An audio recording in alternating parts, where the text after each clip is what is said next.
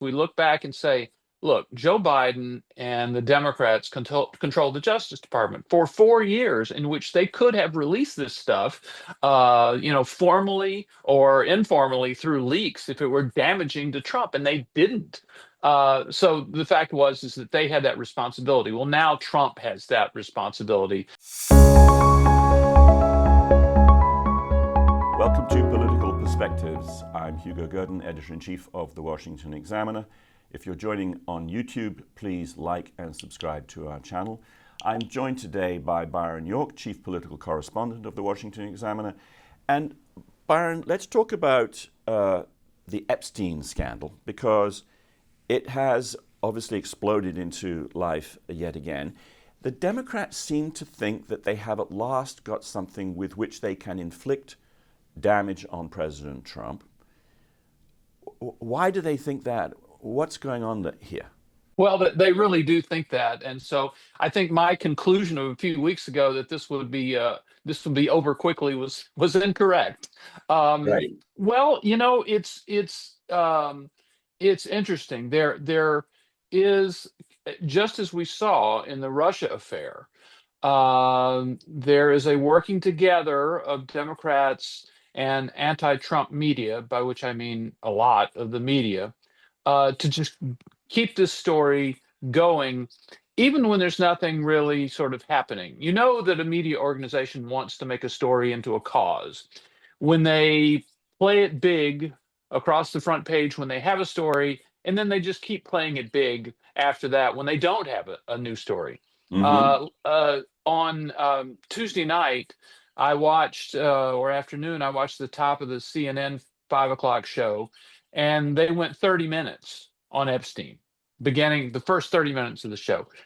6 o'clock special report with Bret Baier on Fox News runs Epstein as a story at the top of their second block. They lead with other, in my view, more important things, so that you can see the difference between covering a news story as a news story and making it into a cause. Yeah. Now, Democrats believe that there is some sort of deep, sordid secret, I think, that shows that Donald Trump knew about Jeffrey Epstein's predation on underage girls. Um, is such thing hasn't come up in years and years. And remember that a lot of what's being talked about happened in the 1990s. Right. Trump essentially broke off with Epstein in 2004. Epstein was arrested for the first time in 2006. But they feel that somewhere back there in the midst of time, 20, 25, 30 years ago, they'll find out that Trump actually knew what Epstein was doing and was okay with it. Is Trump being, to some extent, hoisted by his own petard here, in that certainly his followers, there are a lot of people in MAGA, have been saying for years that there's been a kind of cover-up, and they certainly have not wanted to play this down over the years when they were not in charge. So is it to some extent Trump's own fault and the fault of his own movement?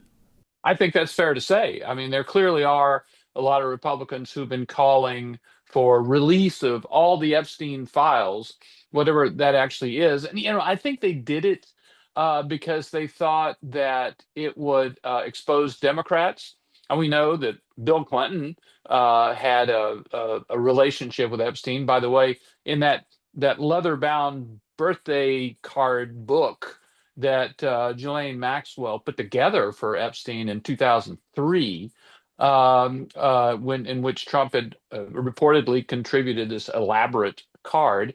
Well, there was a long greeting from Bill Clinton as well. So I think some people in MAGA maybe thought that it would hurt Democrats, or they thought that there is this uniparty in Washington that's, bad Republicans and bad Democrats.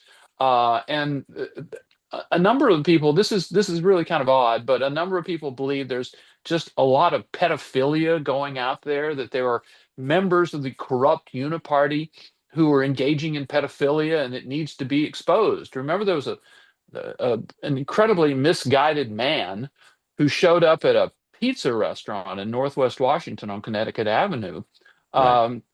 because there had been a lot of internet chatter that Hillary Clinton and others were molesting children in the basement of Comet Pizza.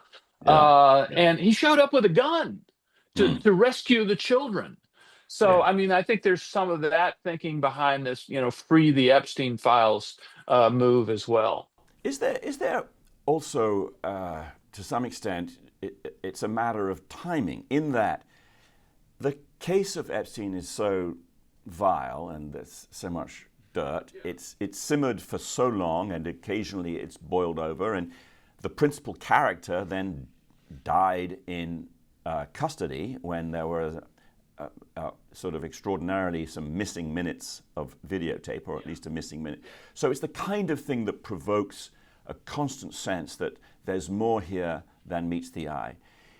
Is one of Donald Trump's problems the fact that this case can easily be perpetuated by those who think that way, and he's the one in charge now, and so he's the one with whom the buck stops.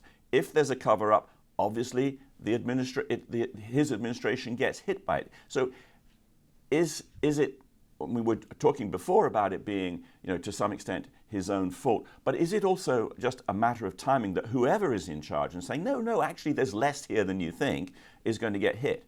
Yes, true. That's true because you can look back. One of the things we do say is we look back and say, look, Joe Biden and the Democrats control the Justice Department for 4 years, in which they could have released this stuff, formally or informally through leaks if it were damaging to Trump, and they didn't.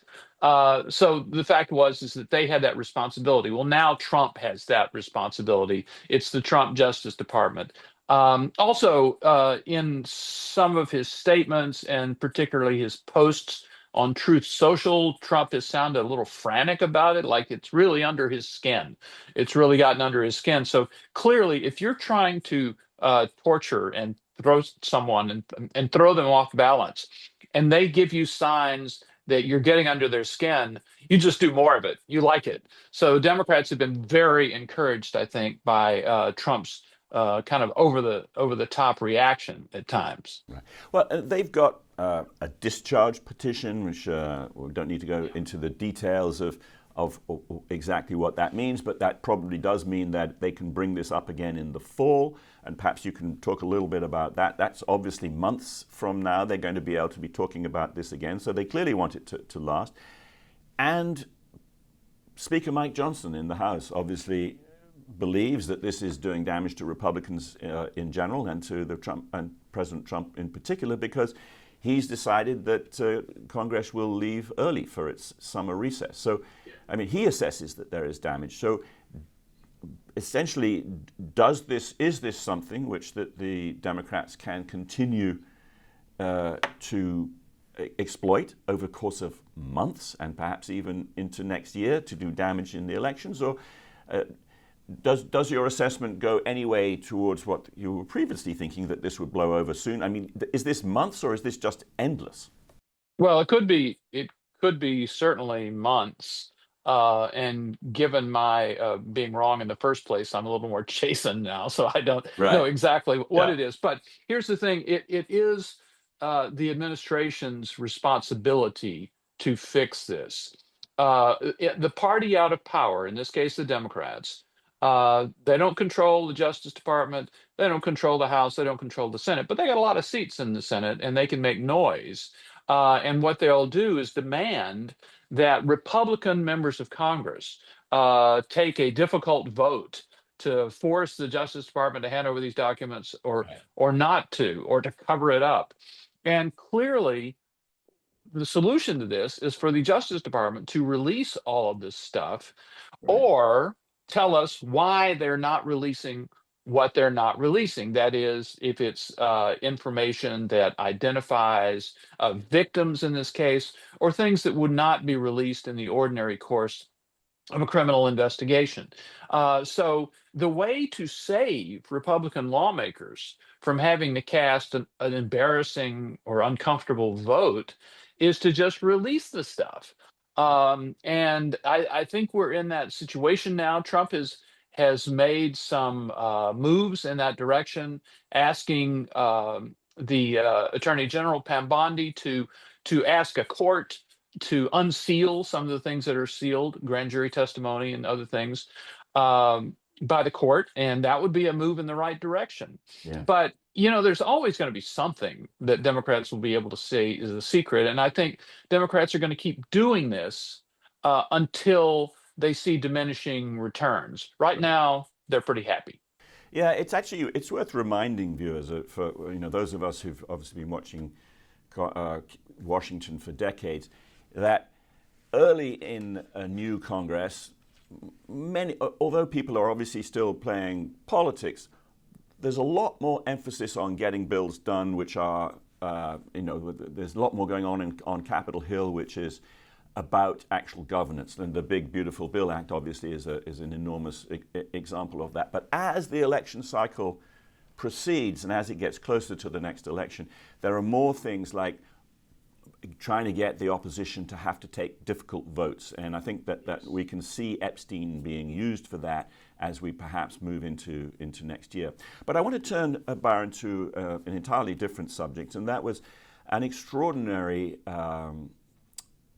interview or podcast that Hunter Biden was on, in which he absolutely lit into the Democrats, the top Democrats. For some reason, the intelligentsia of the Democratic Party, with 2020 hindsight, believes that Joe Biden should have considered not running again because of their perception that he was too old. It struck me, apart from the amazing string of profanities that he used, was this Hunter Biden just being Hunter Biden, the former crack addict and general ne'er-do-well, or was this an expression of his father's view now of the party?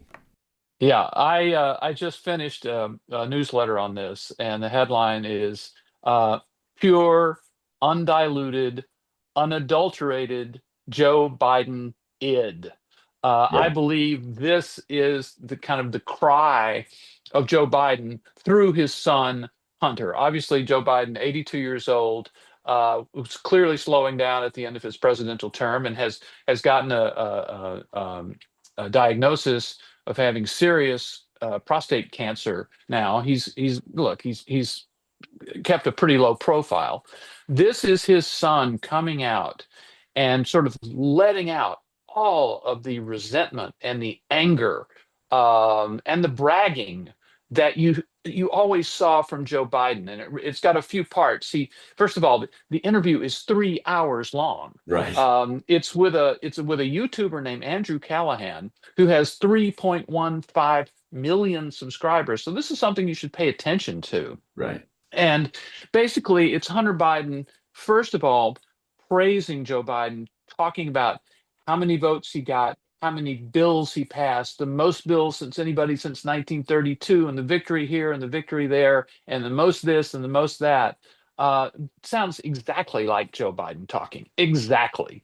But of course, yeah.